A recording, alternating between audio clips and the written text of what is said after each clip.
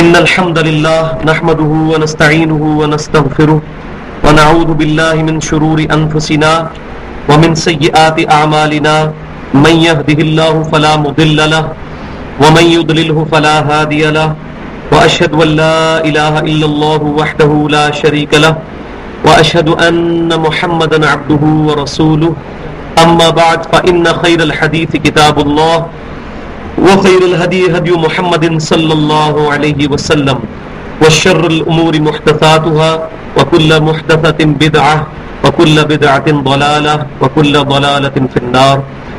أعوذ بالله السميع العليم من الشيطان الرجيم من همزه ونفخه ونفثه. بسم الله الرحمن الرحيم. رب اشرح لي صدري ويسر لي أمري واحلل عقدة من لساني يفقهوا قولي. بسم الله الرحمن الرحيم. إن الله وملائكته يصلون على النبي يا أيها الذين آمنوا صلوا عليه وسلموا تسليما. اللهم صل على محمد وعلى آل محمد كما صليت على إبراهيم وعلى آل إبراهيم إنك حميد مجيد. اللهم بارك على محمد وعلى آل محمد كما باركت على إبراهيم وعلى آل إبراهيم إنك حميد مجيد. سورۃ البقرہ کی آیت نمبر 261 اور رکوع نمبر 36 پارہ نمبر 3 کے اندر ہم شروع کرتے ہیں. تو قرآن پاک میں انفاق فی سبیل اللہ یعنی اللہ کی راہ میں اپنا مال خرچ کرنا، اس پر جو ایپیکس ہے، اس کا کلائمیکس جو ہے، یہ 2 رکوع ہیں جس میں اللہ تبارک و تعالیٰ نے اللہ تعالیٰ کی راہ میں جو مال خرچ کیا جاتا ہے وہ کون سا مال اللہ تعالیٰ قبول کرتا ہے اور کون سا مال جو ہے انسان کے لیے وبال بن جاتا ہے، اس کا ذکر آئے گا.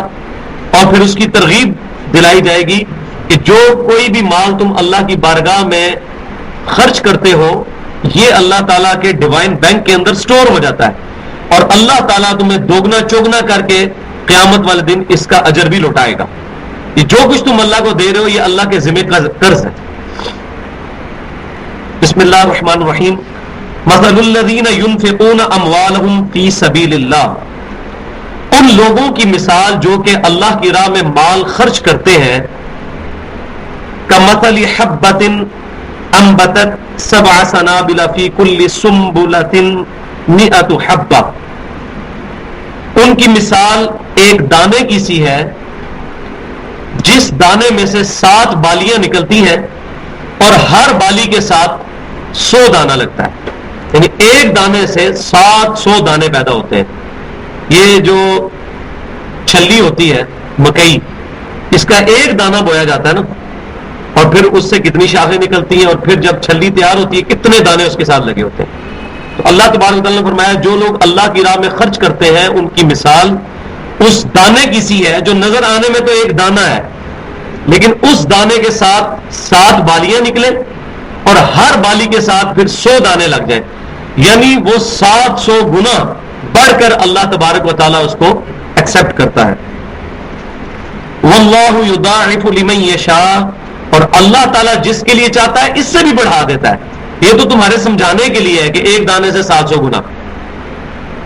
واللہ واسع علیم، اور اللہ تعالیٰ وسعت والا اور علم والا ہے.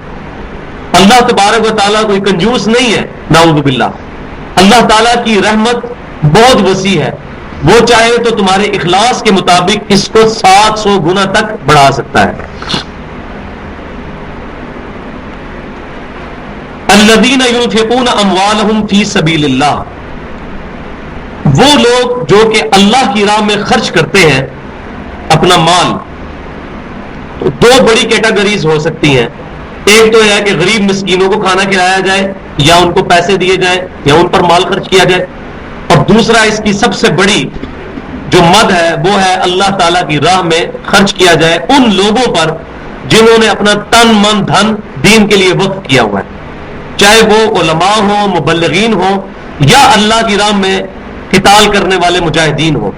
وہ اعلیٰ ترین درجہ ہے اپنے مال کو خرچ کرنے کا.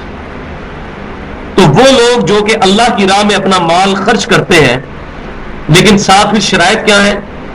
ثم لا يتبعون ما انفقوا منا ولا اذى، پھر اس مال کے ساتھ ساتھ اس چیز کی پیروی نہیں کرتے کہ وہ اپنا مال دینے کے بعد احسان جتائیں، ولا اذا، اور نہ اس سے کسی کو اذیت دیتے ہیں، تکلیف دیتے ہیں کہ میں تینوں جدو تینوں مصیبت ہوئی سی اینے پیسے میں تیرے تے خرچ کیتے سن، یہ کام نہیں وہ کرتے۔ مال خرچ کرنے کے بعد نہ تو کسی پر احسان جتاتے ہیں اور نہ ہی اپنی گفتگو سے اس کو تکلیف دیتے ہیں۔ لہم اجرہم عند ربہم، ان کے لیے اپنے رب کے حضور اجر ہے۔ ولا خوف علیہم ولا هم یحزنون، اور ایسے لوگوں کو قیامت والے دن نہ تو کوئی خوف ہوگا اور نہ کوئی غم ہوگا۔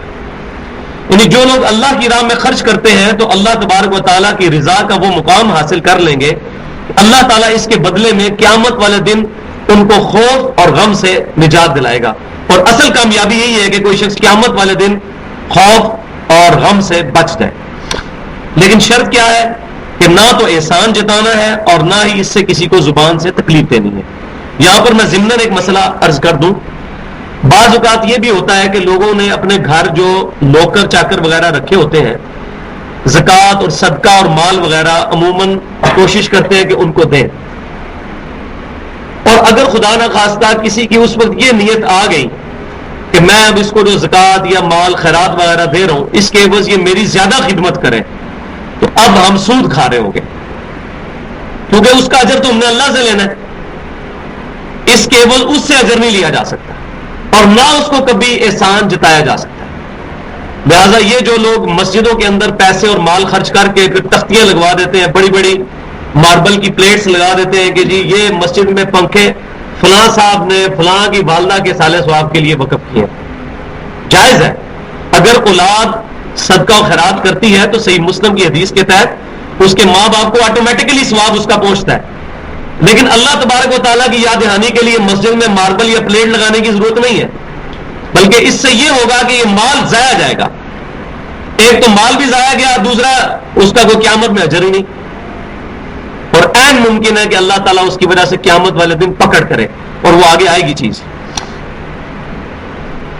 قول معروف ومغفرۃ خیر من صدقہ یتبعها اذی،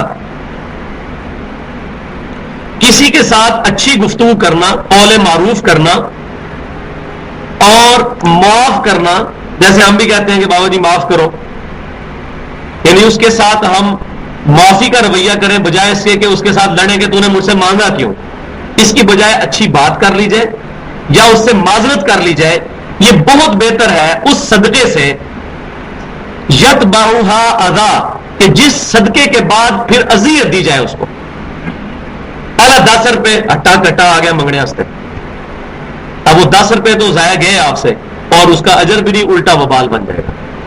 اگر پیسے نہیں دینے تو 10 کمانڈمنٹس آئیں گی سورہ بنی اسرائیل میں جا کے، ان میں ایک کمانڈ یہ بھی ہے کہ جب کوئی سائل مانگنے کے لیے آتا ہے اللہ کے نیک بندوں کے پاس، تو وہ نیک بندے کیا کرتے ہیں کہ اگر ان کے پاس کچھ ہوتا ہے تو دے دیتے ہیں، اور اگر نہیں دے سکتے تو ان کے ساتھ نرمی کے ساتھ بات کرتے ہیں، ان کو جھڑکتے نہیں ہیں۔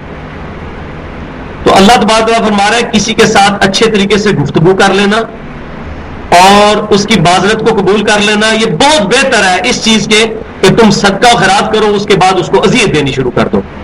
واللہ غنی حلیم، اور اللہ تعالیٰ بھی تو بے نیاز اور حلیم ہے، اتنی نعمتیں اس نے تمہیں دی ہوئی اور تم مسلسل اس کی نافرمانیاں کر رہے ہو، لیکن وہ بے پرواہ اور حلم برداشت کرنے والا ہے، اس نے بھی تو تمہیں برداشت کیا ہوا ہے۔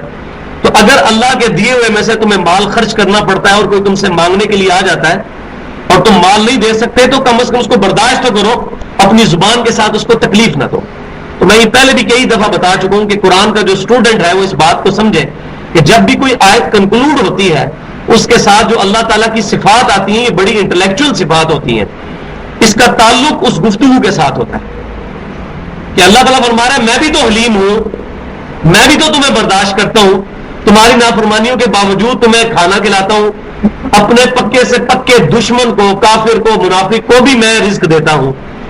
تو تم سے اگر کوئی مانگنے کے لیے آ گیا میرے دیے ہوئے رزق میں سے تو تم اس کو رزق نہیں دے سکتے یا مال نہیں دے سکتے، کم از کم اسے بات تو سیدھے طریقے سے کرو، اور اگر مال دیتے ہو تو جتاؤ تو نا۔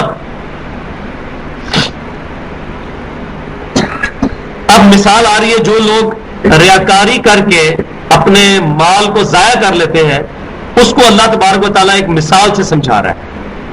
اور یہ یونانیمسلی ایگریڈ ہے پوری دنیا کے اندر کہ گفتگو مثالوں کے ذریعے بڑی آسانی سے سمجھ آتی ہے۔ تو اب اللہ تبارک و تعالیٰ مثال بیان فرما رہا ہے ان لوگوں کی کہ جو مال ریاکاری کے لیے، لوگوں کو دکھلاوے کے لیے اللہ کی راہ میں صدقہ کرتے ہیں۔ جس طرح کہ ہمارے ملک کے اندر بھی کئی لوگوں نے چیریٹی ہومز اور اس طریقے سے این جی اوز کھولی ہوئی ہیں، اور مقصد یہ ہوتا ہے کہ اس کے ذریعے ہم ٹیکس بچا لیں۔ اللہ کی رضا مقصد نہیں ہوتا، ان این جی اوز کے ذریعے وہ شو کر کے گورنمنٹ سے ٹیکس بچا لیتے ہیں۔ تو یہ کس کو دھوکہ دے رہے ہیں؟ اپنے آپ کو۔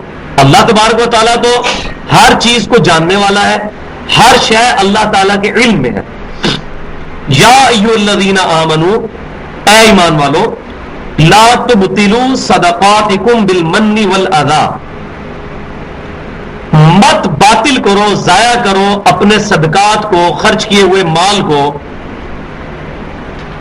کن چیزوں کے ذریعے؟ بالمن والاذی، احسان جتا کر اور کسی کو اذیت دے کر۔ کالذی ينفق مالہ رئاء الناس، بالکل اس آدمی کی طرح کہ جو مال خرچ کرتا ہے لوگوں کو دکھانے کے لیے، ولا یؤمن باللہ والیوم الآخر، اور یقین نہیں رکھتا اللہ پر اور آخرت پر۔ اب یہ بڑی کانٹے کی بات ہے۔ جو شخص لوگوں کو دکھانے کے لیے مال خرچ کرتا ہے، در حقیقت اس کا اللہ اور یوم آخرت پر یقین نہیں ہے۔ کیوں؟ کیونکہ اگر اس کا اللہ اور یوم آخرت پر کامل یقین ہوتا تو وہ مال دے کر جتاتا تو نہ، اور نہ کسی کو اذیت دیتا کہ میں نے تمہیں بڑا احسان کیا تمہیں مال دے کر۔ وہ تو اللہ کے دیے ہوئے سے ہم دے رہے ہیں۔ زکوٰۃ تو ٹوٹلی اوبلیگیشن ہے اللہ کی طرف سے کہ ہر مسلمان نے قبری سال جب مکمل ہو جائے گا اور 85 گرام سونے کی مالیت اس کے پاس، 7.5 تولے سونا یا اس کے برابر اس کے پاس مال موجود ہے، تو اس نے 40واں حصہ جو ہے وہ اللہ کی راہ میں نکالنا ہی نکالنا۔ یہ تو فرض صدقہ ہے، تو وہ کسی پہ احسان نہیں کیا جائے گا، اس کو بتایا نہیں جائے گا یہ زکوٰۃ کے پیسے رکھ، یہ میں تم پہ احسان کر رہا ہوں، ایسے نہیں۔ تو اللہ تعالیٰ فرما رہا ہے کہ مت اپنے صدقات کو ضائع کرو، لوگوں کو احسان جتا کر اور اذیت دے کر، اس آدمی کی طرح جو لوگوں کو دکھانے کے لیے اپنا مال خرچ کرتا ہے، ولا یؤمن باللہ والیوم الآخر، اور حقیقت میں وہ نہ اللہ پر ایمان رکھتا ہے نہ قیامت کے دن پر، والعیاذ باللہ۔ اب اس کی مثال آ رہی ہے، فمثلہ کمثل صفوان علیہ تراب، اس کی مثال اس طرح ہے جیسے کوئی مٹی ہو جو چکنی قسم کی چٹان، اس کے اوپر مٹی چپکی ہوئی ہو، فَأَصَابَهُ وَابِلٌ فَتَرَكَهُ صَلْدًا، پھر اس پر زور سے بارش برسے تو وہ اس کو بالکل صاف کر دے۔ اب چٹیل قسم کا ٹینچر پتھر ہو، اس پر مٹی ہو اور وہ چکنا پتھر ہو، ظاہر ہے اس پہ زور سے بارش پڑے گی تو کیا ہوگا؟ ساری مٹی ریموو ہو جائے گی۔ تو اللہ تبارک و تعالیٰ فرما رہا ہے بالکل اسی طرح تمہارے صدقے کی مثال اس مٹی کی سی ہوگی جس طرح وہ چکنے پتھر کے اوپر ہے، جیسے ہی بارش آئی وہ مٹی غائب، جیسے ہی تم نے ریاکاری کی تو وہ سارے کا سارا مال ضائع، اور پتھر پھر چکنے کا چکنا، اس پہ مٹی نہیں، اور جس پتھر پر مٹی نہیں ہوگی ظاہر ہے وہاں پر کوئی چیز، کوئی اناج بھی نہیں اگ سکتا۔ آپ دیکھتے ہیں کہ جن پتھروں پر مٹی جمی ہوتی ہے وہاں پر چڑیا وغیرہ جب ان کی بیٹ گرتی ہے، اس کے ساتھ کوئی بیج آتا ہے، وہاں بھی چھوٹے چھوٹے پودے اگاتے ہیں، لیکن جب تیز پانی پڑے گا اور چٹیل وہ بالکل چکنا پتھر ہوگا تو مٹی ریموو ہو جائے گی۔ بالکل اس طریقے سے جو شخص اللہ کی راہ میں مال خرچ کرتا ہے لوگوں کو دکھانے کے لیے، اس کا مال بالکل ضائع۔ لا يقدرون على شيء مما كسبوا، پھر وہ ریاکار شخص کسی چیز کے اوپر قدرت نہیں پائے گا جو تو اس نے محنت کی تھی۔ اب اگر کسی نے محنت کر کے مٹی جمائی ہے کسی ٹینچر پہاڑ کے اوپر یا پتھر کے اوپر اور اس پر فصل اگائی اور تیز بارش آئی تو وہ جڑوں سے اکھڑ گئی، بالکل اسی طرح ریاکار جو شخص ہے اس کا مال بالکل ضائع ہو جائے گا، اس کے پلے کوئی شے نہیں رہے گی جو اس نے کمایا تھا۔ مما کسبوا واللہ لا یہدی القوم الکافرین، اور اللہ تبارک و تعالی کافروں کو ہدایت نہیں دیتا۔ اس کا یہ مطلب نہیں ہے کہ کسی کافر کو ہدایت نہیں ملے گی، اس کا مطلب یہ ہے کہ جس نے جان بوجھ کر کفر اختیار کیا اس کو ہدایت نہیں ملے گی۔ اب یہ مسئلہ تقدیر ہے جس کو کہ وہ قدریہ نے مس یوز کیا تھا قدریہ اور جبریہ نے یہی کہنا شروع کر دیا جو ہماری تقدیر میں لکھا ہے وہی ہمارے ساتھ ہونا ہے. اللہ تعالیٰ نے ہدایت لکھی ہوتی تو ہمیں ہدایت مل جاتی, جنت لکھی ہوئی ہے تو ضرور جنت ملے گی. جبکہ اہل سنت کا موقف قدریہ اور جبریہ کے درمیان ہے کہ کچھ چیزوں میں اللہ تعالیٰ نے ہمیں اختیار دیا ہے, جن چیزوں کا ہمیں حکم دیا ان کا اختیار بھی دیا, ورنہ اللہ پر ظلم نازم آئے گا نعوذ باللہ. اگر اللہ ہمیں کہتا ہے نماز پڑھو تو ہمیں اختیار دیا کہ ہم مسجد میں چل کر نماز پڑھنے کے لیے جا سکتے ہیں. کبھی نہیں ہوگا کہ نماز پڑھنے کے لیے جا رہے ہو آگے کوئی شیطان کھڑا ہو جائے اتنا بڑا اور کہ میں تمہیں مسجد ہی نہیں بڑھنے دینا. اس طرح کبھی نہیں ہوگا, اللہ نے اختیار دیا. اذان کی آواز آئی, چاہے تو ویڈیو گیم کھیلنے کے لیے چلے جاؤ چاہے مسجد میں چلے جاؤ, اللہ تبارک تعالیٰ نے اختیار دیا ہوا ہے. البتہ کچھ چیزوں کا ہمیں اختیار نہیں دیا, ہمیں اپنی زندگی کے اوپر اختیار نہیں ہے, وہ ہمیں لمیٹڈ ٹائم ملا ہوا ہے.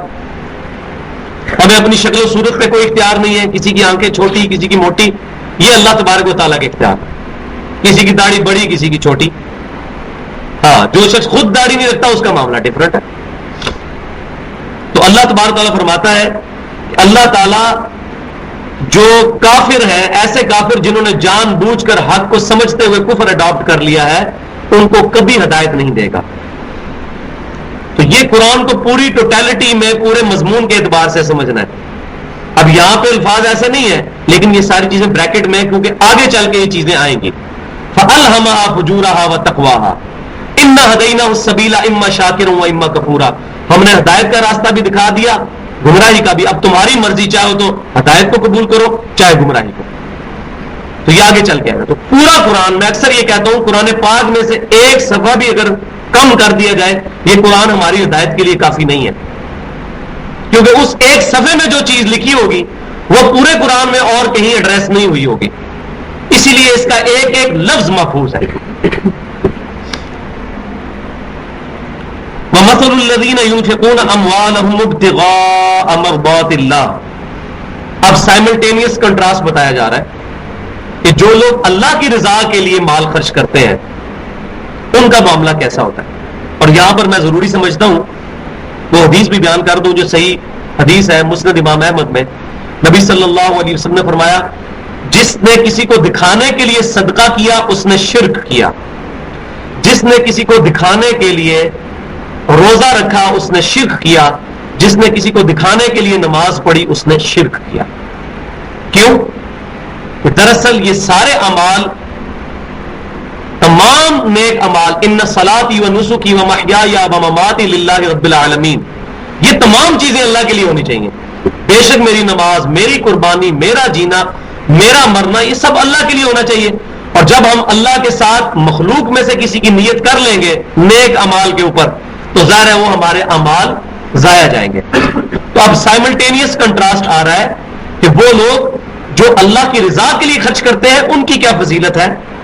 ان لوگوں کی مثال, الذین ينفقون اموالهم ابتغاء مرضات اللہ, کہ جو لوگ خالصتاً اللہ کی خوشنودی حاصل کرنے کے لیے اپنا مال خرچ کرتے ہیں, وتثبیتا من انفسہم, اور اس لیے کہ ان کے دل پختہ ہو جائے. دل کی پختگی کیا ہے کہ انسان جب پیسے خرچ کر رہا ہے یا مال خرچ کر رہا ہے تو اس سپریم بینگ کے لیے, اس سپر نیچرل ایجنسی کے لیے جس کو اس نے دیکھا نہیں ہے. جو چیز نظر آ رہی ہو وہ تو بندے کو سمجھ آتی ہے. میں کسی کو پیسے دیتا ہوں تو اب میں امید بعض اوقات کروں شاید کہ جب میرے پہ برا وقت آئے گا یہ میری مدد کرے گا, لیکن اللہ کو میں نے دیکھا نہیں ہے. بن دیکھے خدا, ان الذین یخشون ربهم بالغیب لهم مغفرۃ واجر کبیر, بے شک جو لوگ اپنے رب سے بغیر دیکھے ہوئے اس سے ڈرتے ہیں. دیکھ لیا تو سارا مسئلہ ہی حل ہو گیا, دیکھ کے مان تو پھر کیا مانا, قیامت والے دن تو سارے مان جائیں گے. لیکن اس دن سے پہلے بغیر دیکھے جس کے دل کی پختگی ہوگی کہ میں اللہ کے ڈیوائن بینک کے اندر یہ اپنا مال سٹور کر رہا ہوں اور اللہ تعالیٰ اس کو دگنا چگنا کر کے لٹائے گا, وہی شخص اللہ کی رضا کے لیے مال کو خرچ کرے گا. اس کی مثال کیا ہے, کمثل جنۃ بربوۃ اصابها وابل فآتت اکلها ضعفین. اس کی مثال اس باغ کی سی ہے جو ایک بلند زمین کے اوپر ہو, جس پر زور کی بارش ہو رہی ہو اور وہ باغ دگنا پھل دیتا ہو. ایسی پیاری زمین ہو جو بلندی پر ہو، یعنی جہاں عام آدمی کی یا جانوروں کی اپروچ نہ ہوگی، اس باغ کو بگاڑ دے، اور وہاں پر بارش بھی ہوتی ہو اور وہ پھل بھی دگنا دیتا ہو۔ یہ ربوہ لفظ جو ہے، یہی وہ لفظ ہے جس کو قادیانیوں نے اپنے علاقے کے لیے استعمال کیا، وہ یہی قرآن سے لیا انہوں نے۔ ربوہ ایسی بلند زمین کو کہتے ہیں کہ جو عام سطح سے اونچی زمین ہوتی ہے۔ تو آپ دیکھ لیں کہ باطل فرقے بھی قرآن پاک سے الفاظ استعمال کر رہے ہیں۔ تو ہر شخص کوشش کرتا ہے قرآن و حدیث سے حوالے پیش کرنے کی، لیکن وہ ہمیں پتہ چل جاتا ہے اگر ہم کمپیریٹو اسٹڈی کریں کہ یہ کس سینس کے اندر یہ چیز ہے۔ ربوہ کے لفظ کے ساتھ ہمیں کوئی چیڑ نہیں ہے۔ میں نے پہلے بھی بتایا تھا، اسرائیل جو لفظ ہے یہ تو حضرت یعقوب علیہ السلام کا لقب ہے۔ اسرائیل ملک کے ساتھ ہمیں ضرور چیڑا ہے، اس لفظ کے ساتھ نہیں ہے۔ یہ تو قرآن میں ہے، سورہ بنی اسرائیل، حضرت یعقوب علیہ السلام کا لقب ہے، جن کی اولاد کے اندر پھر ہزاروں پیغمبر پیدا ہوئے ہیں، 3 کتابیں نازل ہوئی ہیں، تورات، زبور، انجیل۔ اسرائیل کے لفظ، ربوہ کے لفظ کے ساتھ ہمیں چڑ نہیں ہے۔ ہاں، ربوہ جن لوگوں نے قائم کیا، انہوں نے جو نظریات اور فکر امت کو پیش کی وہ گمراہی اور دلالت پر مبنی ہے، اس کے ساتھ ہمیں اختلاف ہے۔ اور صرف یہ کہہ دینا کافی نہیں، ان پر حق بھی واضح کرنا ہے، ان کو بتانا ہے کہ بھائی آپ کو جس معاملے میں دھوکہ لگا ہے، آپ یہ چیزیں خود سٹڈی کرو۔ ختم نبوت کی یہ تم نے غلط تعویل کی ہے، یہ امت میں تم سے پہلے کسی نے کی ہے۔ ٹھیک ہے، ما کان محمد ابا احد من رجالکم ولکن رسول اللہ وخاتم النبیین، اس کا مطلب واقعی یہ ہے کہ نبی صلی اللہ علیہ وسلم نبوت کی مہر ہے، لیکن مہر کا یہ مفہوم بیان کرنا کہ جو شخص بھی نبی صلی اللہ علیہ وسلم کے بعد نبی آئے گا وہ نبی صلی اللہ علیہ وسلم کی مہر سے نبی بنے گا، یہ بات غلط ہے۔ نبی صلی اللہ علیہ وسلم خاتم بھی ہے، خاتم بھی ہے، انبیاء کرام کے سلسلے کو ختم فرمانے والے بھی ہیں، اور انبیاء کی مہر بھی ہے۔ مہر ڈاکومنٹ کے اینڈ پہ لگتی ہے، جس کا مطلب یہ ہوتا ہے کہ اب اس ڈاکومنٹ میں کوئی چیز ایڈ نہیں ہو سکتی، یہ مہر کا مطلب ہے کہ نبی صلی اللہ علیہ وسلم انبیاء کی مہر ہے، یعنی آپ صلی اللہ علیہ وسلم کے بعد اب اس ڈاکومنٹ پہ کوئی چیز ایڈ نہیں ہو سکتی۔ مہر جب ہو جائے، قلم ٹوٹ جائے، جج قلم توڑ دے، بات ختم، اب اس کو کوئی چینج نہیں کر سکتا۔ تو خاتم بھی ہے، خاتم بھی ہے، اور اس کی صحیح تفسیر وہ بخاری اور مسلم کی حدیث ہے۔ امام کائنات صلی اللہ علیہ وسلم نے فرمایا کہ میری مثال اور باقی انبیاء کی مثال اس خوبصورت عمارت کی سی ہے کہ جس عمارت کے پاس سے لوگ گزرتے ہیں اس کی خوبصورتی کی تعریف کرتے ہیں، لیکن اس میں صرف ایک اینٹ کی جگہ خالی ہے۔ جب بھی کوئی شخص وہاں سے گزرتا ہے کہتا ہے یہ عمارت بڑی خوبصورت ہے، اگر یہاں پر ایک اینٹ لگ جائے تو یہ پرفیکٹ عمارت ہو جائے۔ وہ ایک اینٹ میں ہوں، نبی صلی اللہ علیہ وسلم نے فرمایا۔ جب جگہ ہی ایک اینٹ کی ہے تو غلام قادیانی دجال کہاں سے آ گیا، یا مسلمہ کذاب دجال کہاں سے آ گیا؟ وہ شیطان کی طرف سے آیا۔ صحیح مسلم کے اندر حدیث موجود ہے، اور ڈیٹیل کے ساتھ سنن نبی داؤد کے اندر، کہ میری امت کے اندر 30 جھوٹے دجال پیدا ہوں گے جن میں سے ہر شخص یہ دعویٰ کرے گا کہ میں اللہ کا نبی ہوں، جبکہ نبی صلی اللہ علیہ وسلم نے فرمایا کہ انا خاتم النبیین لا نبی بعدی، میں خاتم النبیین ہوں، میرے بعد کوئی نبی نہیں۔ خاتم بھی ہے، خاتم بھی ہے۔ اور بخاری اور مسلم کی متفق علیہ حدیث ہے کہ 5 چیزیں ایسی اللہ تعالیٰ نے مجھے عطا کی ہیں جو کسی اور نبی کو نہیں عطا کی، اور ایک روایت میں 6 چیزیں، ان میں آخری چیز کیا ہے کہ میرے پر سلسلہ نبوت کو مکمل فرما دیا۔ انبیاء کا سلسلہ بھی ختم، رسولوں کا سلسلہ بھی ختم مکمل طور پر۔ تو اللہ تعالیٰ فرما رہا ہے کہ ان لوگوں کی مثال جو اللہ کی رضا کے لیے خرچ کرتے ہیں اس باغ کی سی ہے جو اونچی بلند جگہ پر ہو، جہاں پر زور کی بارش بھی پڑتی ہو اور وہ دگنا پھل دیتا ہو۔ ظاہر دگنا پھل کس لیے دے گا کہ وہاں پر عام چیزوں کی اپروچ نہیں ہوگی اور وہ فضا بھی بڑی سازگار ہوگی۔ فَإِن لَّمْ يُصِبْهَا وَابِلٌ فَطَلٌ، اگر وہاں پر بارش نہ بھی ہو تب بھی شبنم کے قطرے ہی کافی ہیں اس کو زرخیز کرنے کے لیے۔ یعنی بلند جگہ پر اللہ تبارک فرماتا ہے ایسی جو ہے زرخیز زمین کہ جہاں پر بارش نہ بھی ہو تب بھی رات کی جو شبنم پڑتی ہے اس کی وجہ سے بھی وہ باغ پھل دینے لگ پڑے۔ ایسا زبردست باغ ہے جو اللہ کی رضا کے لیے خرچ کرتے ہیں۔ واللہ بما تعملون بصیر، اور جو کچھ تم کر رہے ہو اللہ تبارک و تعالیٰ ان چیزوں کو دیکھ رہا ہے. یعنی تمہارے ذہن میں کبھی خیال نہ آئے کہ میں بن دیکھے خدا کے لیے خرچ کر رہا ہوں, پتہ نہیں مجھے اجر ملے گا کہ نہیں. دنیا میں تو میں کنگال ہوا مال خرچ کر کے, آخرت میں پتہ نہیں اس کا کوئی اجر ہے یا نہیں. نہیں, ایسا نہیں ہے. اللہ تعالیٰ تمہارے اعمال کو دیکھ رہا ہے. اب پھر مثال آ رہی ہے جو لوگ ریاکاری کے لیے مال خرچ کرتے ہیں, اور یہ بڑی سخت مثال ہے کہ جن لوگوں کے دلوں میں اخلاص نہیں ہوتا, جو لوگ مخلص نہیں ہوتے. ایک ہوتا ہے مخلص زبر کے ساتھ, جو انبیاء کرام ہیں جن کو اللہ تعالیٰ چن لے, مخلص زبر کے ساتھ. ایک ہے مخلص جو اپنا اخلاص اللہ کے لیے شو کرے.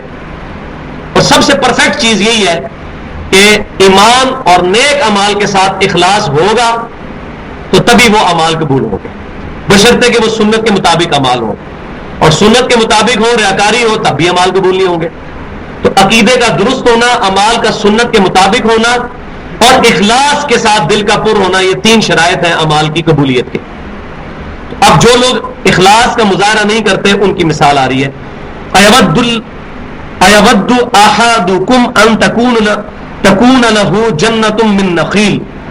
اے انسان, کیا تم میں سے کوئی شخص یہ خواہش کرے گا کہ اس کے پاس ایک باغ ہو کھجوروں کا, واعناب, اور انگوروں کا, تجری من تحتها الانہار, اور ایسا باغ ہو کہ جس کے نیچے نہریں بھی بہ رہی ہو, ایسا زبردست باغ جس کی نیچرل اریگیشن بھی ہو رہی ہو, یعنی قدرتی طور پر وہاں نہریں بہ رہی ہو.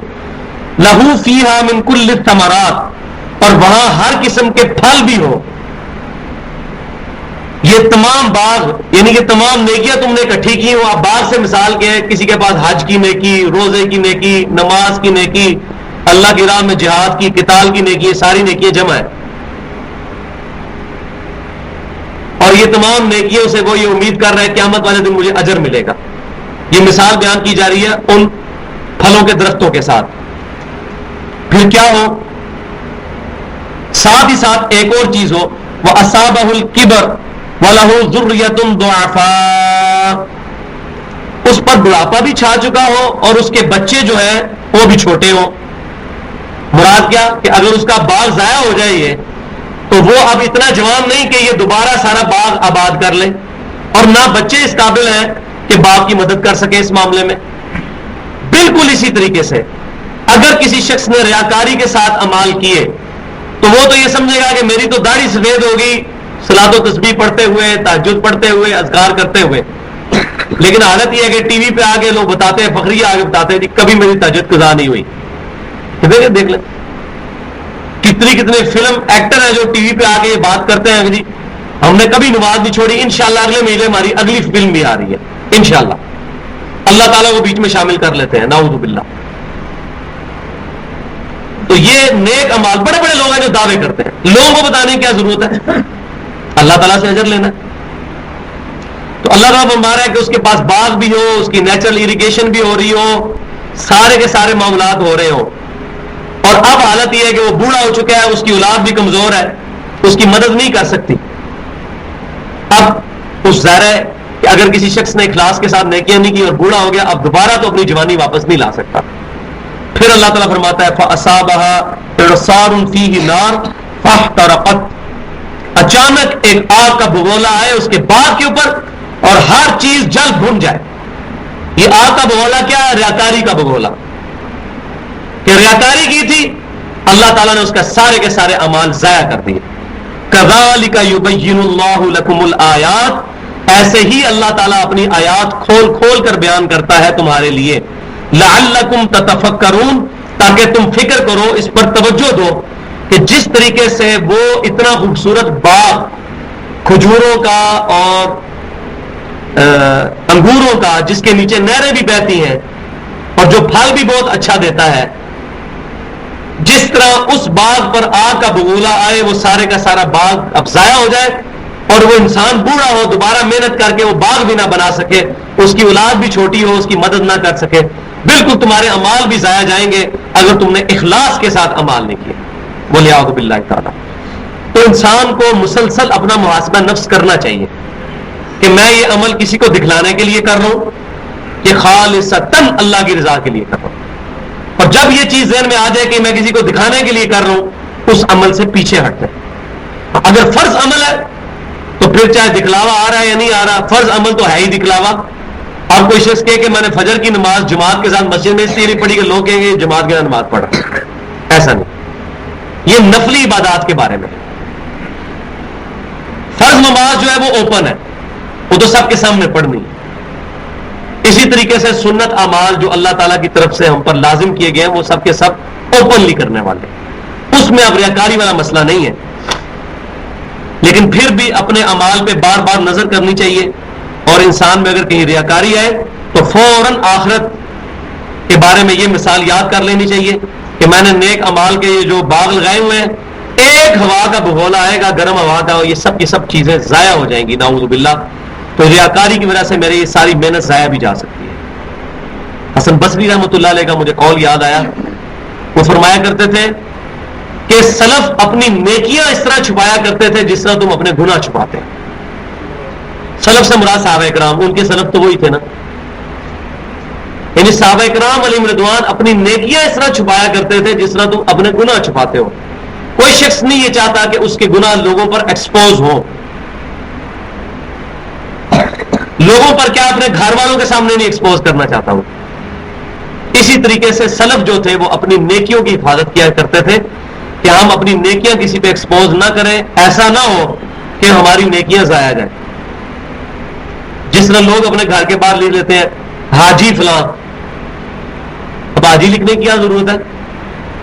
حج کر کے کسی پہ احسان کیا ہے، یا اس نام کے بغیر شناخت نہیں ہو سکتی. اگر اللہ کی رضا کے لیے کیا ہے تو پھر حاجی لکھنے کی ضرورت نہیں ہے. سفیان ثوری رحمۃ اللہ علیہ کے بارے میں ایک واقعہ میں نے پڑھا تھا بڑا پیارا. وہ اپنے سفر کے دوران ایک شخص کے گھر مہمان ٹھہرے تو کھانے میں نمک کم تھا. انہوں نے فرمایا کہ اس کو اپنے مہمان کو، میزبان کو کہا کہ مجھے نمک چاہیے. تو اس نے وہیں سے نا اپنی بیوی کو آواز دی پردے میں کہ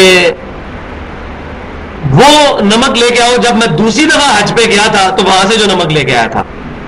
تو سفیان ثوری رحمۃ اللہ نے فرمایا کہ تم نے ایک جملے میں اپنے دونوں حج ضائع کر دیے. وہ دوسری دفعہ حج پہ گیا تھا تو نے ریاکاری کی. یہ کہنے کی کیا ضرورت تھی؟ ایک جملے میں دونوں حج ضائع کر دیے. تو یہ بڑی احتیاط کرنی چاہیے.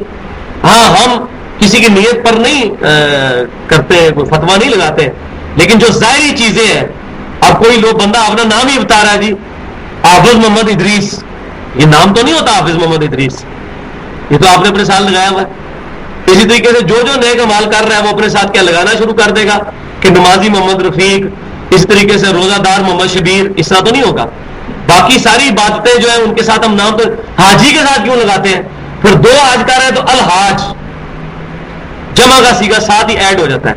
بھائیو یہ ہم کس کو دھوکہ دے رہے ہیں؟ اپنے آپ کو.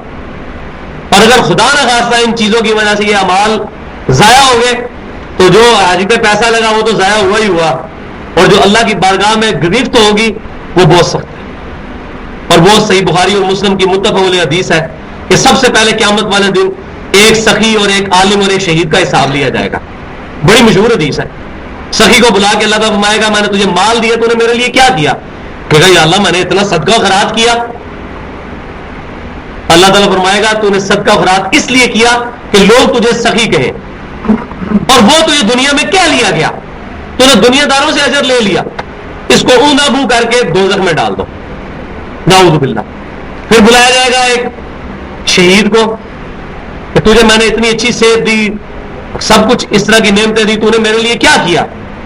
کہے گا یا اللہ میں تو تیری راہ میں لڑا، اور حتیٰ کہ میں نے اپنی جان بھی تیرے حوالے کر دی. اللہ تعالیٰ فرمائے گا کہ تو نے یہ جان اس لیے دی تاکہ لوگ تجھے بہادر کہیں. تجھے دنیا میں بہادر کیا لیا گیا؟ تجھے اجر مل چکا ہے دنیا والوں سے، اس کو بھی اوندا منہ کر کے دوزخ میں ڈال دیا جائے گا. بولے اعوذ باللہ تعالیٰ. پھر اسی طریقے سے ایک قاری کو بلایا جائے گا، قرآن کا عالم ہوگا، اس کو کہا جائے گا تجھے علم دیا، یہ سارے معاملات تیرے ساتھ کیے، تو نے اس کے بدلے میں کیا کیا؟ تو کہے گا یا اللہ میں نے اس کے ذریعے لوگوں کو علم سکھایا، میں نے یہ کیا، میں نے وہ کیا. اللہ تبارک و تعالیٰ فرمائے گا تو نے یہ سب کچھ ریاکاری کے لیے کیا. اور آپ حیران ہوں گے، مجھے تو مولویوں کا بڑا قریب ٹچ ملا ہے. مولویوں کے نام اشتہاروں کے اوپر چھوٹے لکھ دیے جائے نا تو اس کے اوپر لڑ پڑتے ہیں کہ یہ کونے میں ہمارا اشتہار کیوں لکھا ہے، بڑا کر کے لکھو.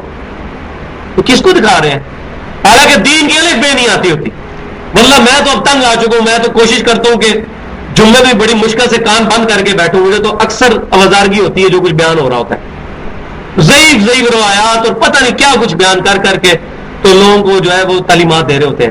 چلو عام آدمی کے لیے تو سبحان اللہ کیا ہے کہ دل خوش کر لیتا ہے، ایسی باتیں لوگ بیان کر رہے ہوتے ہیں، پھر اوپر سے پھر اس طرح کی مشہوری، ولیعوذ باللہ تعالیٰ، اللہ تعالیٰ ہمیں محفوظ کرے.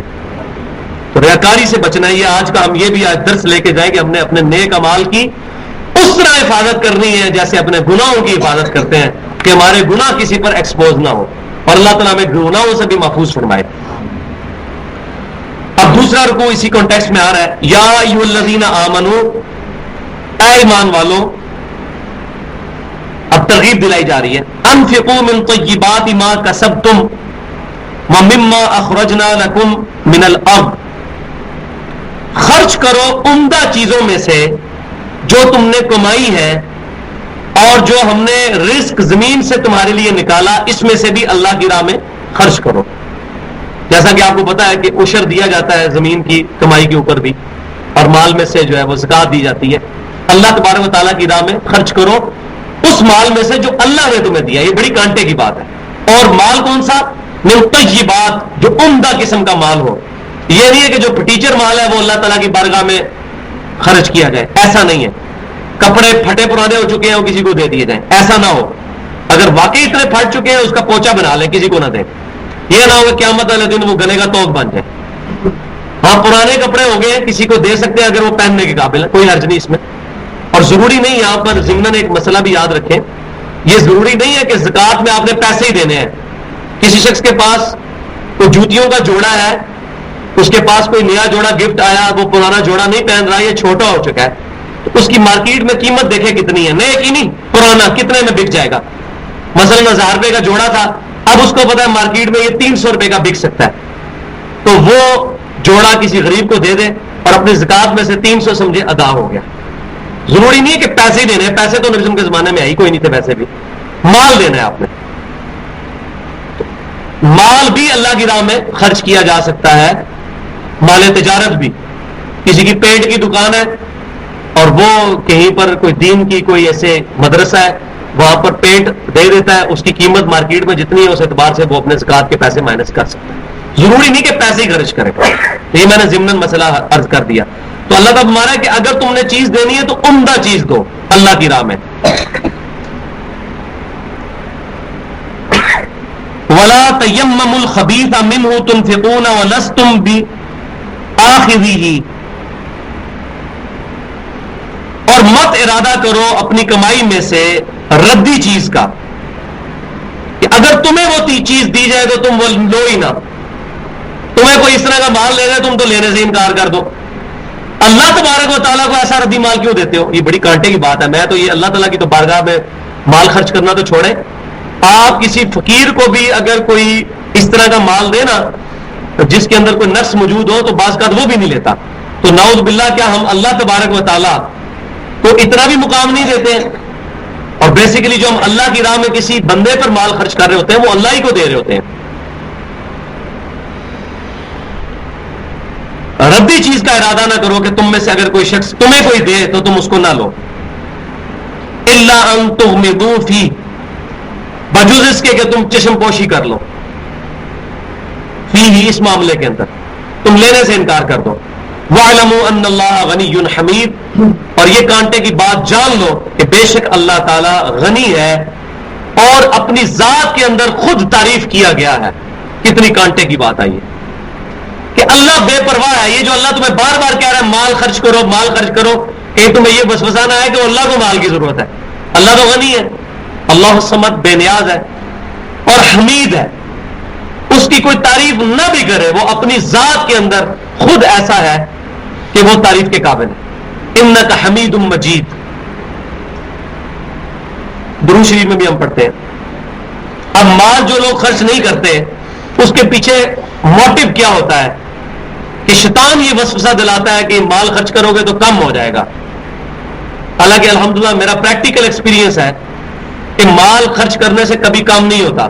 زیادہ ہو یا نہ ہو یہ معاملہ ڈفرینٹ ہے. میں یہ نہیں کہتا ہوں کرامت سنا دوں آپ کو کہ زیادہ ہو گیا، کم نہیں ہوتا. یہ بالکل گرانٹیڈ والی بات ہے. وہ پیسے نکل ہی جاتے ہوتے ہیں. آپ یہ چیک کر کے دیکھ لیں کہ آپ حساب کتاب, جو بندہ لکھ لکھ کے حساب کتاب کرتا رہے اس کا تو معاملہ ڈفرینٹ ہے. لیکن اگر انسان بے پرواہ ہو کر اللہ کی راہ میں خرچ کرتا رہے, اللہ تبارک و تعالیٰ اس کے مال میں برکت کیسے دے گا. مثال کے طور پر 500 روپیہ کسی نے مسجد میں دیا, یا کسی عالم کی یا خطیب کی خدمت کر لی, وہ آگے چل کے آئے گا کہ سب سے بہترین مصرف یہ ہے کہ جن لوگوں نے اپنا تن من دھن دین کے لیے وقف کیا ہوا ہے ان کی خدمت کی جائے,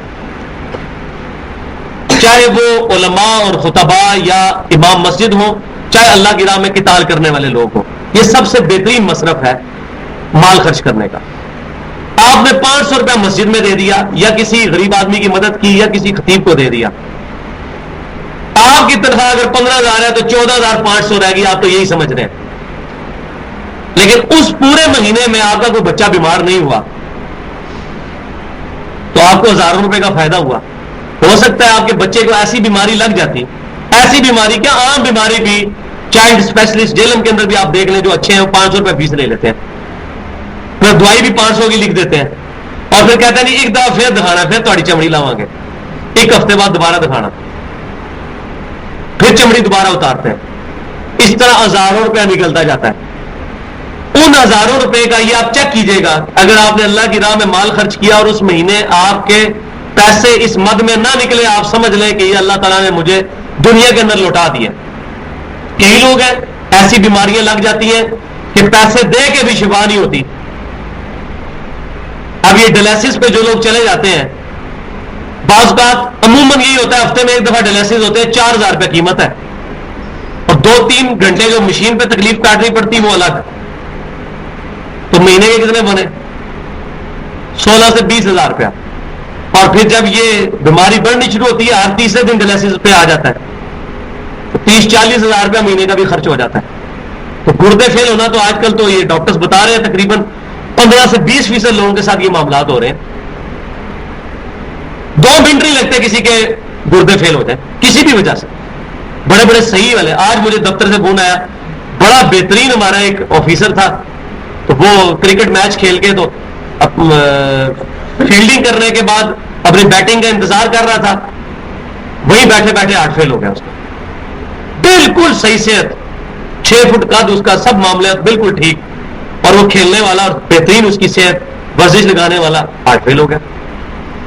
52 سال عمر تھی. ہم میں سے کئی لوگ ہیں جو کہ 52 تک پہنچے ہوئے ہوں گے, تو ابھی بھی ان کو امید ہوگی کہ میری والدہ کی عمر 70 سال ہے, 70 تک تو میں بھی ٹور ہی جاؤں گا. ایسے ہو جاتا, لوگوں امید, کسی نے نہیں امید لگائی ہوتی کہ واقعی میں نے مرنا ہے. ایئر کریش ہو جاتے ہیں. اگلے دن وہ ڈسکوری چینل پہ لگا ہوا تھا کہ ایک عورت بچی صرف ایک ایئر کریش میں, اس کی عمر 37 سال تھی جب ایئر کریش ہوا, وہ ایک عورت بچی اس میں سے, 200-250 بندے مر گئے. پتا آپ کو ایئر کریش ہو تو کدھر بندہ بچتا ہے. تو وہ کہتی ہے کہ جب جو ہے وہ جہاز کے اندر اس طرح کے سمٹمز آنے شروع ہوئے نا کہ اب یہ جہاز گیا, تو کہتی ہے میں نے پہلی چیز یہ سوچی کہ میری عمر 37 سال ہے اور میری موت آ گئی ہے. میں نے تو کبھی سوچا بھی نہیں تھا کہ 37 سال میں مجھے موت آئے گی. میری تو ابھی دادی بھی 90 سال کی زندہ ہے, میں تو سوچی تھی میں بھی 90 تک جاؤں گی. وہ کہتی ہے اس دن میں نے پہلی دفعہ سوچا کہ نہیں 37 سال کی عمر میں بندہ مر سکتا ہے. وہ تو بائی چانس بچ گئی, ساتھ کے وہ سارے مر گئے نا. تو واقعی انسان کو کوئی پتہ نہیں ہوتا.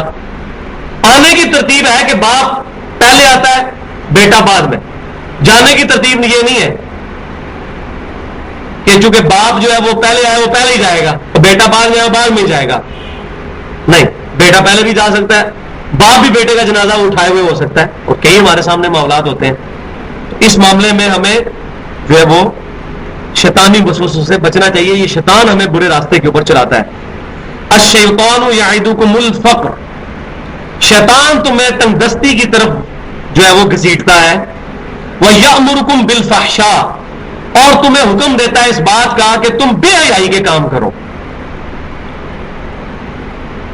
تمہیں ڈراتا ہے کہ اللہ کی راہ میں پیسے خرچ کرو گے غریب ہو جاؤ گے. اب بے حیائی پہ لگانے دے گا تمہیں کہے گا کہ تم پوری رات کا جو ہے وہ پیکج لے لو موبائل کا, اور غیر محرم لڑکیوں کے ساتھ تم جو ہے وہ گفتگو کرتے رہو, اس کے اوپر پیسے لگاؤ. دیکھیں بالکل قرآن پاک کتنی آفاقی کتاب ہے, آج کے معاملات میں بھی بالکل فٹ بیٹھ رہی ہے. قرآن پاک کو کوئی زمانہ پرانا نہیں کرے گا. شیطان تمہیں ڈراتا ہے غربت سے، وَيَأْمُرُكُمْ بِالْفَحْشَاءِ، اور حکم دیتا ہے کہ فحاشی کے کاموں میں پیسے لگاؤ، ادھر پیسے کم نہیں ہوں گے۔ آپ دیکھ لیں کتنا پورے گھنٹوں لگے رہتے ہیں موبائل کے اوپر، انٹرنیٹ پہ بیٹھے رہتے ہیں، کیسے کیسے معاملات اور پھر سٹوریاں کھلتی ہیں بعد میں۔ اللہ کی راہ میں خرچ کرتے ہوئے ان کو لگتا ہے پیسے کم ہو رہے ہیں، بے حیائی کے کاموں میں کوئی خرچ نہیں ہو رہا۔ ابھی یہ جو کرکٹ کا ورلڈ کپ لگا، آپ دیکھ لیں لوگوں نے ہزاروں روپیہ خرچ کر کے بڑی بڑی اسکرینیں لگائی ہیں، انہیں کو کہیں کہ بھائی آپ کے اسی شہر کے اندر کئی ایسی بچیاں جن کی شادی ہونے والی ہے، پیسے کی وجہ سے نہیں ہو سکتی، آپ وہ کوآپریٹ کریں، کہیں کرنے کے لیے تیار ہوں گے؟ فحاشی کے کاموں میں لگائیں گے، وہاں ان کو شیطان کہے گا کوئی نہیں خرچ ہوتے، نیکی کے کاموں میں خرچ ہو۔ بالکل آج کی بات ہے یہ، واللہ یعدکم مغفرۃ منہ وفضلا، اور اللہ تعالیٰ تم سے اپنی بخشش اور فضل کا وعدہ کرتا ہے۔ آپ مجھے بتائیں اللہ کا وعدہ سچا ہے یا شیطان کا؟ اللہ کا وعدہ کیا ہے کہ اللہ کی راہ میں خرچ کرو گے، اللہ تبارک و تعالیٰ اس مال خرچنے کی وجہ سے تمہاری مغفرت بھی کرے گا اور تمہیں اپنے فضل سے اور دے گا، دنیا کے اندر نہ بھی دے، آخرت میں تو اس نے دینا ہے۔ صحیح بخاری کے اندر حدیث موجود ہے، کسی مسلمان کو کوئی تکلیف پہنچتی ہے، حتیٰ کہ اس کے پاؤں میں کوئی کانٹا چبھے یا اس کو کوئی ٹینشن بھی ہو، اندیشہ بھی لاحق ہو، اس کے بدلے بھی اللہ تعالیٰ اس کے گناہ معاف کر دیتا ہے۔ کتنی بڑی بات ہے، یعنی بعض کا بندہ کہتا ہے یار مجھے بڑی ٹینشن ہے اس کام دی، اس کے بدلے بھی اللہ تعالیٰ گناہ معاف کر، پاؤں میں کانٹا چبھ گیا اس کے بدلے بھی گناہ معاف کر۔ اسی طریقے سے کسی نے مال اللہ کی راہ میں خرچ کیا، اس کو یہ ٹینشن ہوگی کہ اس کی وجہ سے میرا مال کم ہو رہا ہے، اللہ تبارک و تعالیٰ سے امید رکھے، اللہ تبارک و تعالیٰ اس کے بدلے میں اس کو زیادہ مال عطا فرمائے گا، دنیا میں نہ تو آخرت میں ضرور، اور آخرت کی کامیابی اصل میں کامیابی ہے۔ اللہ تمہیں وعدہ دیتا ہے مغفرت اور فضل کا، واللہ واسع علیم، اور اللہ تعالیٰ وسعت والا اور علم والا ہے، اس کے علم کی وسعت ہے، وہ خود بھی وسیع ہے، اپنا فضل و کرم فرمانے والا ہے، اس کا فضل و کرم بہت وسیع ہے، اور اس کو ہر چیز کا علم بھی ہے، جو کچھ تم اللہ کی راہ میں خرچ کر رہے ہو اس کی رضا کے لیے۔ لیکن یہ مال کون خرچ کرے گا؟ اللہ تعالیٰ کی راہ میں مال کون خرچ کرے گا؟ جس کو یہ بات سمجھ آ جائے کہ میرا مال ضائع نہیں جا رہا، اس کو یہ حکمت کی بات سمجھ آ جائے۔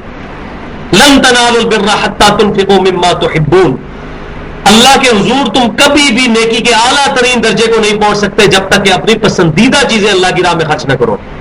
جس کو یہ پتا ہوگا نا کہ میں پسندیدہ چیز خرچ کروں گا، اللہ کو زیادہ پسند آئے گی، وہ مجھے زیادہ اس کا اجر دے گا، وہ اصل میں بندہ ہے جس کو اللہ نے حکمت عطا فرمائی ہے۔ حکمت کہتے ہیں علم کی پختگی کو، اور وہی چیز آ رہی ہے یؤتی الحکمت من یشاء، اللہ تعالیٰ جسے چاہتا ہے علم کی پختگی حکمت عطا فرماتا ہے۔ جس کو حکمت آ گئی، یہ بات سمجھ آ گئی کہ میرا مال ضائع نہیں ہو رہا، اللہ کی بارگاہ میں سٹور ہو رہا ہے، تو اس کے بارے میں آ رہے ہیں وَمَن يُؤْتَ الْحِكْمَةَ فَقَدْ أُوتِيَ خَيْرًا كَثِيرًا، اور جس کو اللہ تعالیٰ نے حکمت عطا فرما دی اس کو تو خیر کثیر، بہت زیادہ بھلائی عطا فرما دی۔ سب سے بڑی بھلائی اس روئے ارض پہ یہ ہے کہ اللہ تبارک تعالیٰ کسی کو حکمت علم کی پختگی عطا فرما دے کہ وہ کتاب و سنت کا منہج اختیار کر لے، جو کچھ امام کائنات صلی اللہ علیہ وسلم نے تعلیم فرمایا اس کو من و عن قبول کر لے۔ لیکن اس کے لیے شرط کیا ہے؟ وما یذکر الا اولو الالباب، نصیحت تو نہیں حاصل کرتے مگر عقل والے، جو اپنی عقل استعمال کریں گے، بیوقوف آدمی تو نہیں کرے گا۔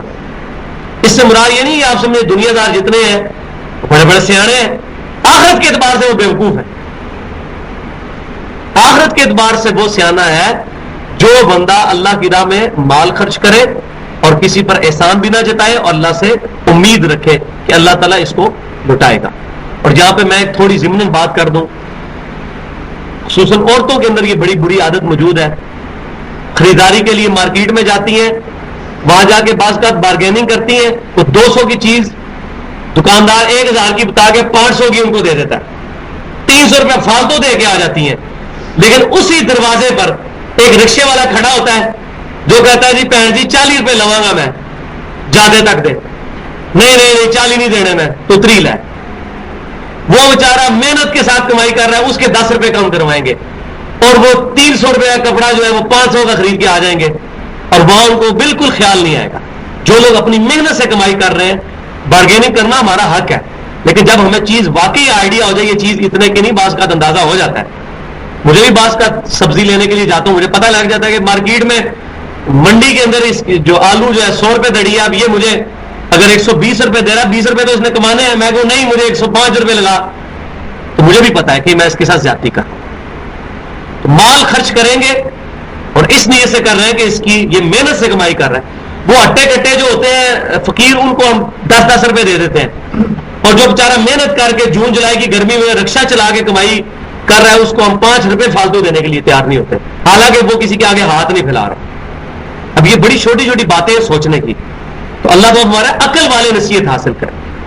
اور اس کو میں مثال سے بھی سمجھاتا ہوں، اور اکثر اوقات بات مثال سے سمجھ بھی آ جاتی ہے کہ اگر ہمیں یہ کہا جائے گورنمنٹ آف پاکستان کی طرف سے جو شخص جہلم سے لے کر لاہور تک ریل کار میں کھڑا ہو کر سفر کرے، لاہور پہنچتے ہی اس کی پوری زندگی کا خرچہ گورنمنٹ کے ذمہ، اس کے بچوں کی تعلیم، اس کی رہائش، بجلی کا بل، گیس کا بل، ٹوٹل اکانومی گورنمنٹ اس کا خرچہ برداشت کرے گی، تو کیا خیال ہے لوگ تیار نہیں ہو جائیں گے؟ لوگ کہیں گے جی ہم الٹے لٹک کے بھی چلے جائیں گے، 3 گھنٹے کا سفر ہی ہے نا، پھر موجے ہی موجانے. تو بھائیو یہ بھی 30 40 50 60 سال کی زندگی ہے نا، اگر یہ ہم حلال اور حرام کی تمیز کر کے ایسے طریقے سے بسر کر لیں پھر موجے ہی موجے. صحیح مسلم کے اندر حدیث موجود ہے، نبی صلی اللہ علیہ وسلم فرمایا آخرت کی اور دنیا کی مثال اس طرح ہے جیسے کوئی سوئی ڈبوئے سمندر کے اندر، اس کے ساتھ جتنا پانی لگتا ہے نا، یہ دنیا کی زندگی اور سمندر آخرت کی زندگی. کتنی بڑی زندگی. اگر دنیا میں بندہ ٹف زندگی گزار کر، نمازوں کی پابندی کر کے، سنت کا اہتمام کر کے، حلال حرام کی تمیز کرتے ہوئے اپنی زندگی تکلیف سے گزارے، انشاءاللہ آخرت میں موجے موجے، ہمیشہ کی موجے. لیکن وہی بات ہے کہ دنیا نقد اور آخرت ادھار ہے، اس لیے بات سمجھ نہیں آتی. تو بھائیو آخرت ادھار ہے اسی لیے تو اتنے بڑے اجر ہیں. مجھے بتائیں سبحان اللہ کہنے پہ جنت میں ایک درخت لگنا، یہ کون سی اکویشن ہے؟ یہ بھی تو آپ سوچیں. ایک بار سبحان اللہ کہنے سے جنت میں ایک درخت لگ جائے، اور اتنا بڑا بڑا درخت کہ سینکڑوں سال تک گھوڑے دوڑاتے رہے، ان کے سائے سے باہر نہ نکلے، اتنی بڑی سلطنت ایک بار سبحان اللہ پہ مل جائے جنت کے اندر. یہ کیوں ہے کہ یہ سبحان اللہ کہنا واقعی مشکل ہے. فرائض کی پابندی دنیا میں کرنا واقعی مشکل ہے. اور یہ میں اکثر کہتا ہوں کہ یہ کوئی 2 دن کی گیم تو ہے نہیں ہے، رمضان کی طرح فصلی بٹیروں والا کام تو ہے نہیں ہے کہ 1 مہینے روزہ رکھ کے نمازیں پڑھ کے پھر 11 مہینے چھٹی. یہ تو روزانہ اپنے نفس سے جنگ کرنی پڑتی ہے، اور یہ سب سے بڑا جہاد ہے. سورۃ الفرقان آیت نمبر 52، فلا تطع الکافرین وجاہدہم بہ جہادا کبیرا. اے محبوب صلی اللہ علیہ وسلم کافروں کی باتوں کا برا نہ منائے، پرواہ نہ کریں. وجاہدہم بہ جہادا کبیرا، اس قرآن کے ذریعے ان سے بڑا جہاد کریں. سب سے بڑا جہاد قرآن کے ذریعے جہاد. وہ کیا ہے؟ لقد من اللہ علی المؤمنین اذ بعث فیہم رسولا من انفسہم یتلو علیہم آیاتہ ویزکیہم ویعلمہم الکتاب والحکمہ. نبی صلی اللہ علیہ وسلم، اللہ تعالیٰ کا احسان ہے مومنوں پر کہ اللہ نے ان میں سے ایک رسول اٹھایا جو ان پہ اللہ کی آیات تلاوت کرتے ہیں، ان کو کتاب اور حکمت کی تعلیم دیتے ہیں، ان کا تزکیہ کرتے ہیں، ان کو کتاب اور حکمت کی تعلیم دیتے ہیں. وَإِن كَانُوا مِن قَبْلُ لَفِي ضَلَالٍ مُبِينٍ. اور بے شک اس قرآن کے نزول سے پہلے، اس نبی صلی اللہ علیہ وسلم کے آنے سے پہلے یہ لوگ کھلی گمراہی میں تھے. امام کائنات سید الاولین والآخرین، شفیع المذنبین، رحمت للعالمین، سیدنا و مولانا امام اعظم محمد رسول اللہ صلی اللہ علیہ وسلم ذریعہ نجات بنے ہیں لوگوں کا، الحمدللہ. اور ان کو کتاب و حکمت سکھائی. اور حکمت کیا ہے؟ دین کا فہم سمجھ آ جائے، قرآن کا فہم سمجھ آ جائے، سنت کا فہم سمجھ آ جائے. اسی چیز کو کتاب العلم چیپٹر صحیح بخاری میں حدیث موجود ہے. نبی صلی اللہ علیہ وسلم نے فرمایا اللہ تعالیٰ جس کے ساتھ بھلائی کا ارادہ فرماتا ہے اس کو دین کی فقہ عطا فرما دیتا ہے، دین کی سمجھ عطا فرماتا ہے. فقہ کے ہم منکر نہیں ہے، فقہ کا منکر تو مسلمان ہی نہیں ہے. دین کی فقہ کو مانتے ہیں، کسی بندے کی ذاتی رائے کو نہیں مانتے. دین کی فقہ کیا ہے؟ کہ ہمیں یہ بات سمجھ آ جائے کہ ہم نے اللہ اور اس کے رسول صلی اللہ علیہ وسلم کی بات ماننی ہے یا جس پہ امت کا اجماع ہوا ہے وہ بات ماننی ہے، کسی بندے کی ذاتی بات نہیں ہم نے مانی، بس سیدھی سی بات، دو دو۔ لیکن اللہ تعالیٰ نے فرمایا کہ یہ حکمت کس کو عطا ہوگی؟ وما یذکر الا اولو الالباب، اس سے نصیحت نہیں حاصل کریں گے مگر وہی لوگ جو کہ عقل والے ہیں۔ وما انفقتم من نفقۃ او نذرتم من نذر فان اللہ یعلمہ، جو کچھ بھی تم اللہ کی راہ میں مال خرچ کرتے ہو یا اللہ تعالیٰ کے لیے کوئی منت مانتے ہو تو اللہ تعالیٰ کے وہ علم میں ہے، اللہ تبارک و تعالیٰ ایک ایک نیکی تمہاری نوٹ کر رہا ہے۔ وما للظالمین من انصار، مگر جو ظالم لوگ ہیں، گناہ کرنے والے لوگ ہیں، وہ بھی یہ بات یاد رکھیں ان کا کوئی مددگار نہیں ہوگا، اللہ تعالیٰ نے ان کی باتیں بھی نوٹ کی ہوئی ہیں۔ ان تبدوا الصدقات، اگر تم اپنی نیکیوں کو اعلانیہ طور پر کرو، فَنِعِمَّا ہِیَ، تو یہ بہت ہی اچھی بات ہے۔ اگر ظاہری طور پر بھی کوئی نیکی کرتا ہے تو یہ اچھی بات ہے، اس سے یہ مراد نہیں کہ ریاکاری کی ترغیب دلائی جا رہی ہے، مراد یہ ہے مثال کے طور پر مسجد کے اندر اناؤنسمنٹ ہوئی ہے کہ جی اس وقت مسجد میں پنکھے لگانے کی ضرورت ہے تو آپ اللہ تعالیٰ کی راہ میں پیسے خرچ کریں، جیسا کہ صحیح مسلم کے اندر حدیث موجود ہے کہ کچھ غریب لوگ آئے نبی صلی اللہ علیہ وسلم کی بارگاہ میں مسجد نبی میں، اور ان کی حالت دیکھ کر نئے نئے مسلمان ہوئے تھے، ان کے جسم کے اوپر کپڑے بھی پورے نہیں تھے اور فقر و فاقہ ان کے چہرے سے ڈھلک رہا تھا۔ نبی صلی اللہ علیہ وسلم اتنے غمزدہ ہوئے کہ آپ صلی اللہ علیہ وسلم نے خطبہ ارشاد فرمایا جس میں آپ نے اللہ کی راہ میں مال خرچ کرنے کی ترغیب دلائی۔ تو ایک صحابی رضی اللہ تعالیٰ نے انہیں چادر بچھائی، اپنے گھر کا مال لا کے اس میں رکھا۔ اس صحابی کو دیکھ کر باقی صحابہ کرام علیہ رضوان نے بھی مال خرچ کرنا شروع کیا، عورتوں نے اپنے زیورات تک بھی رکھ دیے۔ نبی صلی اللہ علیہ وسلم اتنے خوش ہوئے کہ آپ صلی اللہ علیہ وسلم نے پھر بات ارشاد فرمائی، جس شخص نے اسلام میں اچھی سنت کو جاری کیا اللہ تبارک و تعالیٰ اس کو تو اجر دے گا، اس سنت پر چلنے والوں کو بھی اس کا اجر دے گا، اور جس نے اسلام میں بری سنت کو جاری کیا اس کا وبال تو اس پر ہوگا، جو اس پر عمل کریں گے ان کا وبال بھی اس پہ ہوگا۔ اس سے لوگ وہ ثابت کرتے ہیں بدعت حسنہ اور بدعت سیئہ، حالانکہ اس میں بدعت کے الفاظ نہیں ہے، سنت حسنہ اور سنت سیئہ۔ سنت حسنہ نیک طریقہ کوئی اڈاپٹ کرے نیکی کے کام کرنے کا، مثال کے طور پر قرآن پاک موبائل پر انسٹال کر کے اس کو ہیڈ فون کے ذریعے سننا قرآن حدیث سے تو کوئی ثابت نہیں ہے، لیکن قرآن تو وہی ہے نا، قرآن وہی ہے، اس کے لیے ایک طریقہ اچھی سنت اختیار کی کہ موبائل میں کیا، لوگ گانے سن رہے ہیں آپ قرآن سن رہے ہیں ترجمے کے ساتھ، تو یہ اسلام میں ایک اچھا طریقہ۔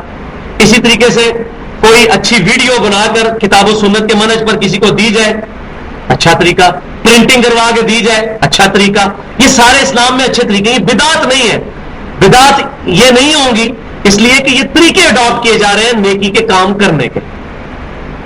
تو وہ نبی صلی اللہ علیہ وسلم نے فرمایا کہ جس نے اچھا اسلام میں طریقہ جاری کیا اس کو، تو وہ اب ظاہری طور پہ تو انہوں نے ظاہر مال لا کر رکھا، سیدنا بکر صدیق رضی اللہ تعالیٰ نے سارا گھر کا مال لے آئے، اور جامعہ ترمذی میں صحیح حدیث موجود ہے، سیدنا عمر آدھا گھر کا مال لے کر آئے، پھر سیدنا بکر صدیق ان پر شفقت جو ان پر سبقت لے گئے، نبی صلی اللہ علیہ وسلم نے پوچھا کہ آپ اگر گھر کیا چھوڑ کے آئے ہو، تو انہوں نے کہا اللہ اور اس کا رسول چھوڑ آئے ہو،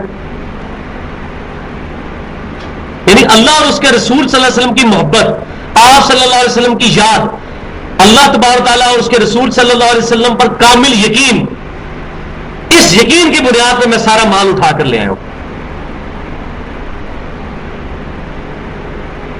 تو اگر کوئی شخص کہ جی اس سے مراد حاضر و ناظر ثابت ہوتا ہے تو ان کو خود بھی یہ بات پتا ہے کہ اللہ تعالیٰ کو کسی مکان کے اندر کہنا یہ شرک ہے، وہ خود کہتے ہیں اللہ کے لیے مکان ثابت کرنا شرک ہے، اسی لیے وہ اللہ کے عرش پہ ہونے والا عقیدہ بھی نہیں مانتے کہ جی مکان لازم آئے گا، تو خود تو کہتے ہیں مکان کے اندر اللہ کا آنا، اللہ کے لیے مکان ثابت کرنا شرک ہے، تو اللہ اور اس کا رسول گھر چھوڑ آئے ہو تو کیا اگر اس کا یہ مطلب ہے کہ اللہ اور اس کا رسول وہاں پر موجود ہے، تو ان کے نزدیک بھی یہ خود عقیدہ جو ہے وہ شرکیہ اور کفری ہے، لہذا یہ تو ان کے اوپر خود دلیل بنے گی۔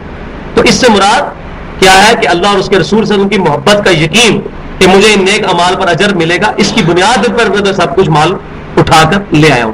تو اللہ تعالیٰ تمہارا جو مال تم خرچ کرتے ہو ظاہری طور پر یہ بہت اچھا ہے، وَإِن تُخْفُوهَا، اور اگر تم پوشیدہ طور پر صدقہ کرو، وَتُؤْتُوهَا الْفُقَرَاءَ فَهُوَ خَيْرٌ لَكُمْ، اور تم فقیروں کو دو چھپا کر تو تمہارے لیے اس سے بھی زیادہ بہتر ہے، یعنی پھر کہا جا رہا ہے کہ چھپا کے دینا زیادہ بہتر ہے. وَيُكَفِّرُ عَنْكُم مِّن سَيِّئَاتِكُم، تو اللہ تعالیٰ اس صدقے کی برکت سے تمہارے گناہ مٹا دے گا، تم سے برائیاں دور کر دے گا. وَاللَّهُ بِمَا تَعْمَلُونَ خَبِيرٌ، اور اللہ تبارک و تعالیٰ جو کچھ تم عمل کر رہے ہو اس سے خبردار ہے، اللہ کی خبر میں ہے یہ تمام اعمال.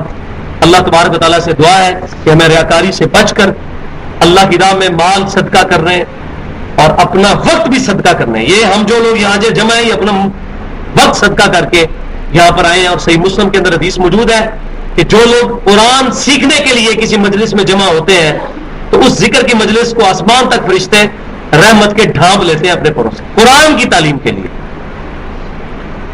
محفل سے اٹھنے کی دعا پڑھیں. سبحانک اللہم و بحمدک، اشہد ان لا الہ الا انت، استغفرک و اتوب الیک، وما علینا